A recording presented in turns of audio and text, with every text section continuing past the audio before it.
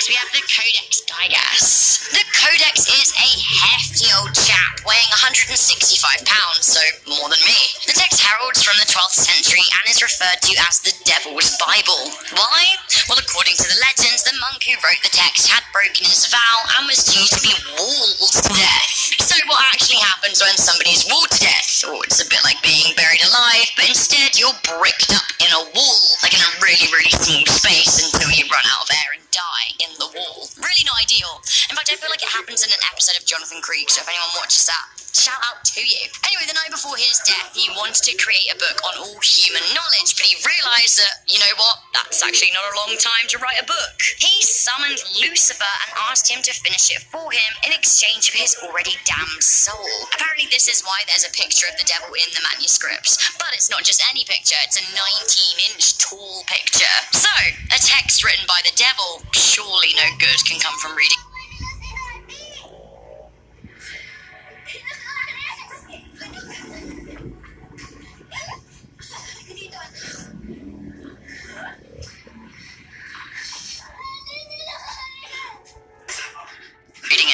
Number 5, we have the Book of Soiga. The Book of Soiga is an early 16th century treatise on demonology written in Latin. There are only 2 copies of the book in the world, and one was possessed by Elizabethan scholar John Dee, who spent his life trying to interpret the text. Basically, the text is filled with spells and rituals, and it's kind of creepy. He had a pretty good grasp of what was happening, except for the final 36 pages, which he simply couldn't decipher. He and his trusted friend Edward Kelly summoned the spirit Uriel to tell them the meaning of the last pages. Now, the legend says that Uriel possessed Kelly and spoke through him. He claimed that the book came into existence when Adam entered paradise, and that it could only be properly interpreted by Archangel Michael himself.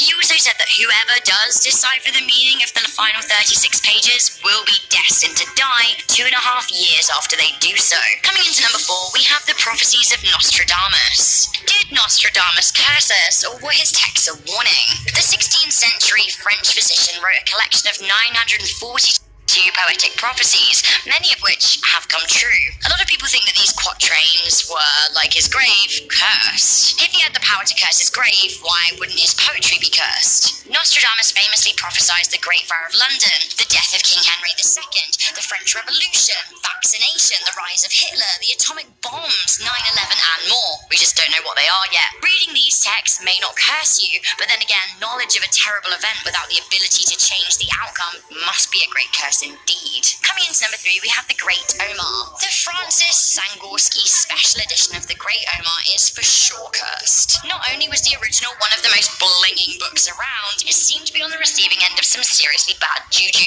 Emblazoned with gold leaf, gemstones, and peacock feathers, the original copy of the Great Omar sank on board the Titanic and is lost somewhere in the North Atlantic Ocean. Sangorski then died just 6 weeks later as he drowned in an accident in the English Channel. A second copy was made by Stanley Bray, recreating the original. Now, that copy was destroyed in the London Blitz. A third copy was then painstakingly recreated by Bray once again, who died just 5 years later. When asked about the book's tragic history, Bray said, "I'm not in the least bit superstitious, even though they do say that the peacock is a symbol of disaster, I'll say." And the only surviving copy now lays in the British Library. Visit, if you dare. This isn't a book up next, but it is a poem which really is just kind of a short lyrical book. Now, I'm not sure you're ready for this, but people who read this poem are doomed to die. In at number 2, we have Tamino's Hell. I know that all men must die and all of that, but Tamino's Hell is said to speed the process way up. The poem is a 1919 Japanese work of literature that is cursed, cursed, cursed, and cursed again. It's supposed to cause death and tragedy if you read it aloud, so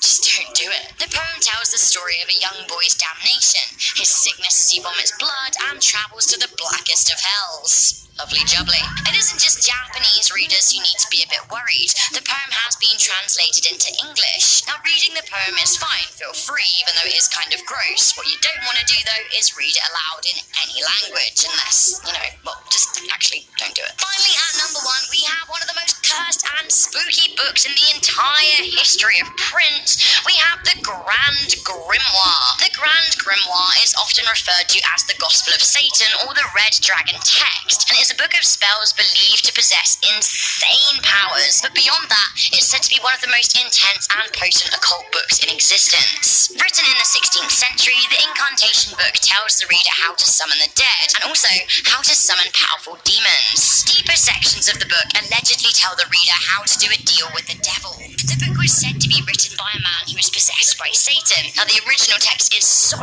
dangerous that it is allegedly held in storage by the Vatican secret archives. The book is so mysterious and famous that it's frequently referenced in pop culture. So there we have it. That was the top 10 curse books you should never read. Can you think of any more? Do you like these curse lists? Do you believe in any of it? Or do you think, you know what, Rebecca, they're just books? Also, should we do movies or TV shows next? Let me know. Also, don't forget to let me know what you're reading and what your favourite book is. Ang sarap. Ang sarap magtita.